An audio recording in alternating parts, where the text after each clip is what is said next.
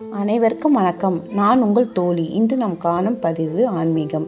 இன்றைய தினம் தேய்பிறை பஞ்சமி. இந்த தேய்பிறையில் நம் கஷ்டங்கள் யாவும் வாராயின் அம்மனின் கூறி வேண்டிக் கொண்டால் அனைத்து விதமான கஷ்டங்களும் அகலம். நீங்கள் வாராயின் அம்மனை வழிபடாதவர்களாக இருந்தால் இந்த தேய்பிறை பஞ்சமி அன்று லக்ஷ்மி தேவியும் நாம் வழிபடலாம். நாம் இன்று என்ன வேண்டும் என்று கேட்கக்கூடாது.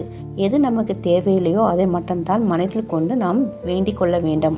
உதாரணத்துக்கு தீராத கடன் பிரச்சனை, தீராத நோய்கள் தீர, மனவேதனை, மன கஷ்டம், கஞ்சிஷ்டி, எதிரி தொல்லை எல்லாம் தீர வேண்டும் என்று நம் மனதார வேண்டிக் கொண்டால் இந்த பிறை எப்படி தேய்கிறதோ அதே போல் நம் கஷ்டம் எல்லாம் தேய்ந்து போய்விடும். காலையில் குளித்துவிட்டு முடிந்தால் விரதம் இருந்து பூஜை அறையில் விளக்கு ஏற்றி வாராயின் அம்மனை வழிபடலாம். அல்லது லக்ஷ்மி தேவிக்கு சிகப்பு அல்லது மஞ்சள் நிற பூக்கள் வைத்து முடிந்தால் மாதுளை, ஏதாவது ஒரு கிழங்கு வகைகள், உங்களால் முடிந்தால் உருளை, கருணை, சக்கரவள்ளி கிழங்கு ஏதாவது ஒன்று, அதுவும் முடியவிட்டால் ஒரு டம்ளர் பால் வைத்து நம் கஷ்டத்தை சொல்லலாம். மாலை 7 மணிக்கு மேல் ஒரு மண் அகல் விளக்கில் ஒரு கைப்பிடி கல்லுப்பு வைத்து அதன் மேல் வேறொரு அகல் விளக்கு வைத்து அதில் 3 லவங்கம், 3 ஏலக்காய், ஒரு பட்டை, ஒரு ஸ்பூன் சோம்பு, முடிந்தால் ஒரு பச்சை கற்பூரம் வைத்து கொள்ள வேண்டும். ஜவ்வாது கொஞ்சம் வைத்து கொள்ளுங்கள்.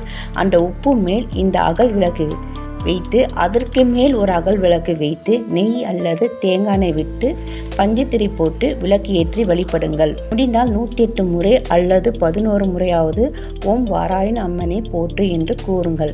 மறுநாள் காலையில் அந்த உப்பு எடுத்து ஒரு பாத்திரத்தில் தண்ணி விட்டு கரைத்து கால்படாத இடத்தில் ஊற்றிவிடுங்கள். அந்த 2வது அகலில் வைத்திருந்த பொருள் ஒரு மஞ்சள் நிற துணியில் வைத்து முடி போட்டு பீரோவில் பண வைக்க இடத்தில் வைத்து விடுங்கள். அடுத்த மாதம் இதே போல் தேய்பிறை பஞ்சமி அன்று இதை எடுத்து கால்படாத இடத்தில் போட்டுவிட்டு மறுபடியும் இதே போல் செய்யுங்கள். இதனால் அந்த உப்பு கரைவது போல் நம் கஷ்டம் எல்லாம் கரைந்துவிடும். நம் பீரோவில் வைத்த மகாலட்சுமியின் அம்சமான நம் பணம் கஷ்டம் எல்லாம் தீர்ந்து கடன் பிரச்சனையிலிருந்து நம் வெளியில் வர உதவி செய்வார். நம்பிக்கையுடன் செய்யுங்கள், பலன் நிச்சயம். நன்றி.